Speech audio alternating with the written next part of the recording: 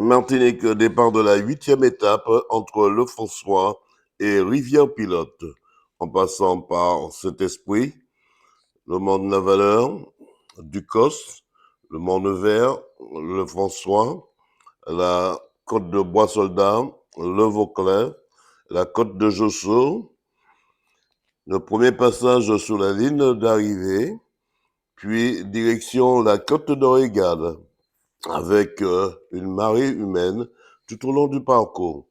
Rivière-Salée, Petit-Bourg, le carrefour EDF, Saint-Esprit, la côte de Valade, le Vauclin, la côte de Marcel, le Marin, Rivière-Pilote, le Rocher Zombie et arrivé face à la mairie.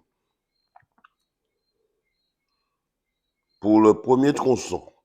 Puis 15h30, départ de contre-la-montre, suivi de la remise des prix et des maillots. C'est Stéphane Bennett de la JC 231 qui garde le maillot vert du cabinet d'avocats la Timbulonyanting. Damien Hussel, quant à lui, retrouve son maillot jaune de leader. Écoutons quelques réactions et le bilan de Guy Albert et Emily. Jean-François Bonnol, maire de Rivière-Pilote. Alors, monsieur le maire, c'est vrai, une fois n'est pas coutume, encore, on va pas dire encore, du travail encore pour cette 8e étape chez vous. Oui, nous avons l'habitude d'accueillir Rivière-Pilote cette 8e étape, et qui est une étape très, très confrontée. La compétition est très forte, très rude entre les athlètes. Et puis la montée de Régal est très importante. Souvent, on fait la différence à Régal, et en tout cas, tout aussi après la descente de l'église. Donc, nous faisons ce qu'il faut pour que la route soit belle, pour que le secteur soit bien préparé, et là, pour pouvoir accueillir aussi la population. Vous avez vu le public qu'il y avait, et ça démontre que la population est très attachée à cette étape et avoir le challenge entre les athlètes. On va saluer tout le personnel service technique, tout le personnel de la communauté pilote. On va saluer aussi les élus qui mobilisés au sein de la commission des sports pour mettre Rivière-Pilote au diapason pour accueillir la étape là. Monsieur Jean-François Bonnol, nous souhaitons pas baisser boire si ce n'est pour retrousser mon chou. Nous avons nos services de la population, nos services pays nous, donc nous avons nous-mêmes pays nous-mêmes population Martinique, donc nous travaillons d'ailleurs. Guy Albert, un bilan sur cette 8e étape. Ben écoutez, on s'attendait à ce qu'il y ait une grosse confrontation parce que c'était ça en rien. On est dans une demi-étape, il y a le contre-la-montre, on savait très bien que la Guadeloupe avait particulièrement géré. Et là, aujourd'hui, on se disait, mais qu'est-ce qu'on aurait comme combat? Et en fait, il n'y a pas eu beaucoup de bruit, mais c'est vrai que il n'y a pas eu beaucoup de bruit, mais c'est vrai que la partie a été bien jouée. Parce qu'on a vu quand même que Martigues avec Colombie s'est classé, s'est positionné avec Bennett. Et puis Ursel qui a sauvé la mise et qui prend le maillot jaune. Mais attention, Olympie revient à 28 secondes. Ça voudrait dire que le contre-la-montre sera royal parce qu'il est très bon dans ce contre-la-montre. Et Ursel nous a dit, je dois être à bloc pour ne rien lâcher. On a vu le jeune Sonny Cadet qui a secoué le cocotier à Régal. Il a surtout, vous savez ce qu'il m'a dit? Il s'est reposé parce qu'il voulait ne pas aller dans le rouge, ne pas être trop fatigué. Il reprend le maillot à poids, donc il va voir comment il peut défendre ce maillot. Mais il nous a dit, le coureur que je savais qu'il fallait surveiller, donc Kivistik, c'est celui qui gagne l'étape. Malheureusement, bon, un coup est parti, il remporte l'étape Kivistik, mais bon, il la voulait, cette victoire. Mac Flavien qui se porte, qui est assez correct dans cette arrivée aussi. Oui, qu'on lui demandait de plus. Flavien nous a montré de très belles choses. Flavien a il est 5e au classement général, il est 5e au classement général, il est bien passé. Hein. Oui, puis aujourd'hui, il a sauvé la mise, hein, parce qu'à un moment, il était un peu lâché, il est revenu. Je crois que Marc Flavien nous fait un tour exceptionnel. On se retrouve tout à l'heure après ce contre-la-montre pour faire le bilan total de cette journée. On sera dans l'effort individuel et ça sera magnifique. Johan, Madina Bikers.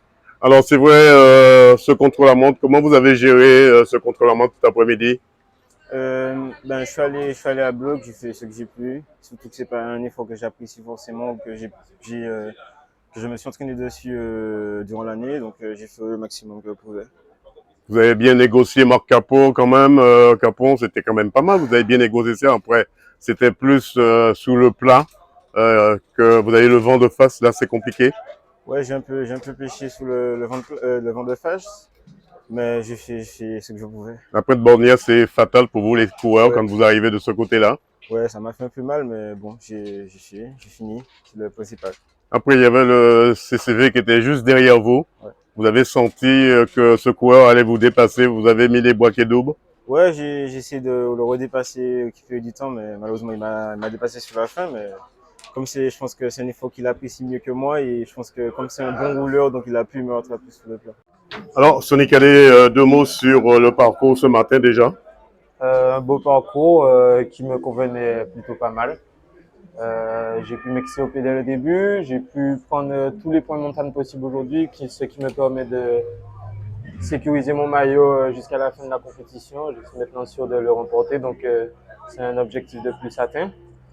Et après, c'est dommage que j'ai pas pu jouer la victoire. J'ai fait que quatrième, donc un peu déçu de se faire avoir à la fin, mais c'est comme ça. On vous a vu à Régal, vous avez secoué les cocotiers à Régal, vous étiez en tête, en pole position et tout le monde vous suivait. C'est là votre force tranquille en même. Oui, c'est sûr que Rigal, c'est une montée que j'apprécie beaucoup. Donc, quand on est arrivé là-bas, surtout avec le monde, l'engouement, j'étais obligé de secouer le cocotier un petit peu, comme on dit. Cet après-midi, un contre-la-montre avec un petit souci sur le fait de changer de vélo rapidement. Ça a Oui. été aussi rapide que prévu. Peut-être que on aurait pu un peu mieux faire. Après, comme on a dit, c'était un test. Hein, j'avais pas grand-chose à jouer. Je suis pas placé au général. Donc, c'était vraiment pour tester, pour voir si on peut gagner du temps et peut-être améliorer. C'est surtout les tours à venir qu'on travaille déjà. Donc, on a La pointe, tenté. Ça a peut-être fonctionné. Il faudra qu'on regarde un peu les temps et les chiffres cet après-midi, mais on verra. avant-dernière question, la pointe bornière serait un handicap aussi pour vous parce que vous avez le vent de face aussi. Oui, c'est sûr. Il y avait beaucoup de vent aujourd'hui, donc c'était pas facile, mais bon, je suis plutôt satisfait de mon chrono. Un chrono appliqué, mais pas non plus très poussé. Donc satisfait. Qu'est-ce qu'on vous souhaite, qu'est-ce qu'on peut vous souhaiter pour la fin de ce tour? Une victoire d'étape demain. Guy Albert, un bilan contre la montre cet après-midi? Bah, écoutez, on a eu droit à des exceptions. Baldinger de Haguenau est exceptionnel. Il a pulvérisé un peu ce temps de l'année dernière, sur ce contre-la-montre. Et puis, il nous a fait un parcours assis sur sa machine, complètement. Et jamais il n'a été en danseuse. Ça a été magnifique, ce garçon qui a dépassé 6 coureurs. Il mérite amplement cette victoire. Il connaît aussi le parcours. Ouais, et puis qui est un très bon. Hein. N'oublions pas qu'il a remporté les 3 contre-la-montre le prologue, plus les 2 contre-la-montre de ce tour. Donc, c'est un garçon exceptionnel dans ce genre d'exercice. Alors, le contre-la-montre remet en selle, redistribue les cartes, parce qu'on a Olambi de Martigues. Martigues revient dans le jeu, 16 secondes de retard sur le sociétaire de la Guadeloupe. Je crois qu'il y aura une grosse bagarre, d'autant que Bennett serait à 2,26, 2,28 de ce secteur à moins de 3 minutes. Donc je pense qu'on aura une grosse bataille dans la dernière étape avant l'arrivée au Lamentin. Vous parlez de bataille, Guy Albert, en tant que consultant. Est-ce que ce ne sera pas juste une information, puisque je pense que la Guadeloupe, Damien Ossel, s'il n'arrive pas à faire le jeu, son coéquipier est là encore pour le relever. La Guadeloupe, je pense, va cadenasser cette dernière étape carrément. Cadenasser, il faudrait que ça soit solide, ce cadenas, parce qu'à mon avis, je l'ai vu arriver parce qu'il a laissé beaucoup de force dans ce contre-la-montre pour ne pas perdre le maillot. Il ne le perd pas pour 16 secondes. Vous allez me dire que la Guadeloupe a une solide équipe, mais Martigues également. N'oublions pas Dean qui n'est plus dans le match, mais qui peut aussi, vous avez vu comment il a fait dans l'avant-dernière étape. Donc du coup, je crois qu'il y a une grosse équipe qui sera dans la bataille face à la Guadeloupe. Ces deux équipes-là vont tellement se batailler. Est-ce que Bennett, à plus de 2 minutes, n'a pas sa chance? L'heure de vérité demain pour cette dernière étape, Rivière-Pilote Lamentin. Et là, pédaler. Regardez Mac Veloa. Voilà, une 8e étape en 2 phases, patronnée par RCI, mais Stéphane Bennett de la JC 231, qui portera le maillot vert du cabinet d'avocats, la Timbulan-Yanting, après le parcours de 102 km et 15 km contre la montre dans l'après-midi. Reportage Daniel Diaz, 100% sport, KMT Télévision.